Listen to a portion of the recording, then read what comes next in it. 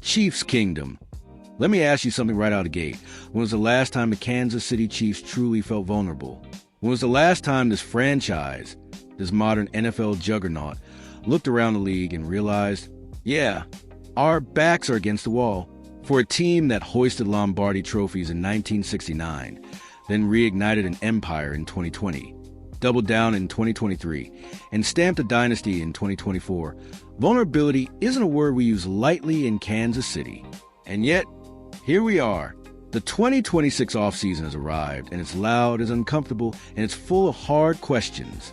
This is a Chiefs team coming off an alarming 2025 season, one that didn't just raise eyebrows around the NFL, but stopped the football world in its tracks when Patrick Mahomes, the heartbeat of the franchise, went down with a torn ACL. The quarterback, the play-calling leader, the magician who made the impossible routine, suddenly wasn't under center. And when Mahomes isn't there, everything changes. The offensive rhythm, the confidence, the margin for error. Kansas City found itself fighting uphill battles it hasn't had to fight in years. Now add this to the equation. The Chiefs are more than $54 million over the salary cap. $54.5 million. That's not a scratch to fix. That's surgery. And with limited resources, a roster full of stars, and a fan base using parades down Grand Boulevard, this offseason feels different. Former players see it. Analysts feel it. And one Hall of Fame voice, a voice that still echoes through Arrowhead Stadium history, is weighing in with a warning. Tony Gonzalez, all-time great, Chiefs legend, one of the best tight ends the game has ever seen. A player who helped define what the position could be long before Travis Kelce turned it into an art form. Gonzalez knows this organization, and he didn't sugarcoat it. He said it's going to be tough this offseason. Tough decisions, painful decisions, decisions that might involve cutting good players, even beloved ones. He posed the questions everyone in the front office is staring at late into the night. Who do you bring back with the cap money you've got? Who do you let walk? Who do you pay? Take Trent McDuffie, for example, one of the best corners in football, a shutdown defender in a league built to throw the ball. Do you give him that massive market-setting contract? And then there's Chris Jones, the anchor of the defensive line, a game wrecker, a Super Bowl hero, still producing, still commanding attention, still commanding a massive paycheck. Can you afford him and still field a balanced roster? This is the part team-building fans don't always want to talk about. We love touchdowns, sacks, and trophies. We don't love spreadsheets, cap numbers, and the cold math of the NFL. But this league doesn't care about feelings. It cares about value. And right now, Kansas City has too much money tied up in too few places, with critical needs staring them in the face. Tony Gonzalez didn't stop there. He turned the conversation to what he believes should always be the foundation of a great football team, the offensive line. And if you watch the Chiefs over the past decade, you know exactly why he went there. Gonzalez said it plainly. Give Patrick Mahomes time, and he'll give you the world. He'll dominate. He'll elevate everyone around him. But if you don't protect him, you're asking for trouble. Mahomes has never been a stationary quarterback. His greatness has always come from creativity, from movement, from extending plays. But that freedom comes with risk. And in 2025, that risk became reality. Mahomes got hurt scrambling, running for his life, trying to make something out of nothing. That's not sustainable. Not for any quarterback, even one as gifted as Mahomes. Gonzalez emphasized that building the offensive line isn't glamorous, but it's essential. He said Mahomes can make average receivers look good, good receivers look great, and great receivers look like Hall of Famers. We've seen it. We've lived it.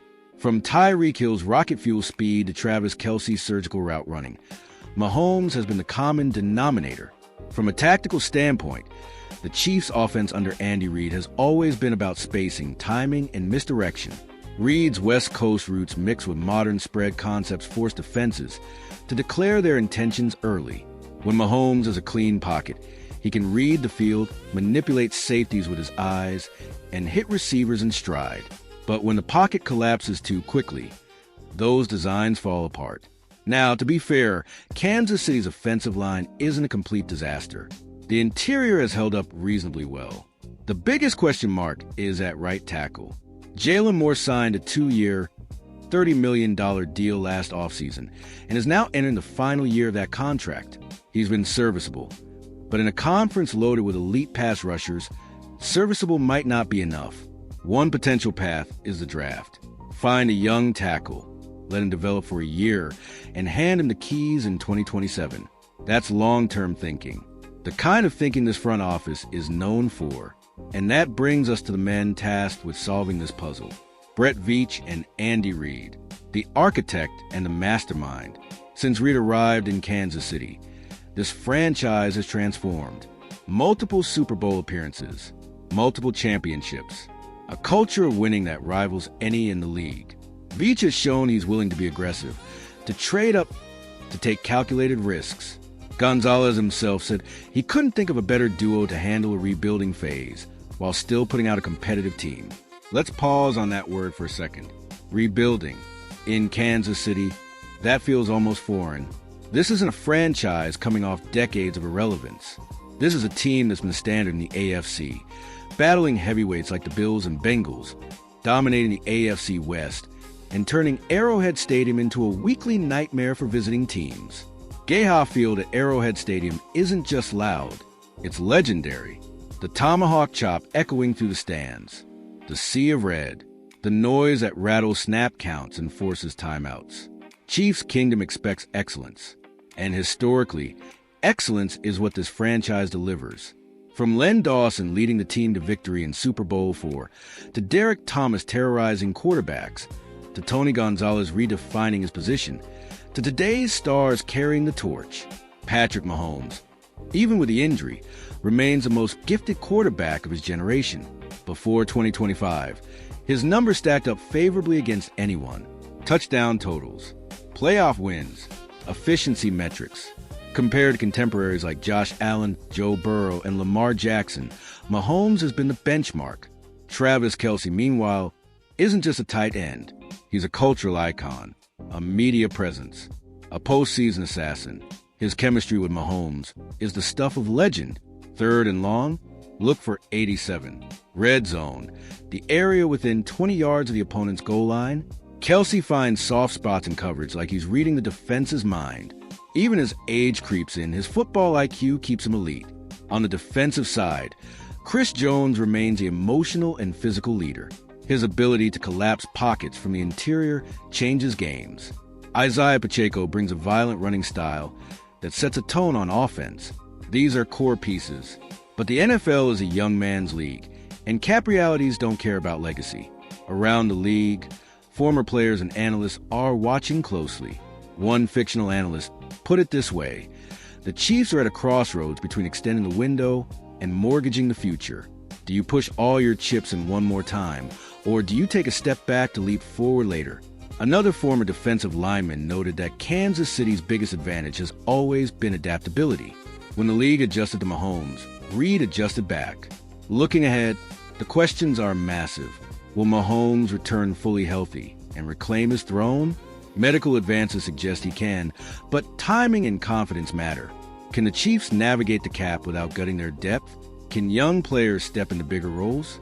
And how fierce will the AFC be next season, with rivals like the Raiders, Broncos, and Chargers all itching to knock Kansas City off its perch?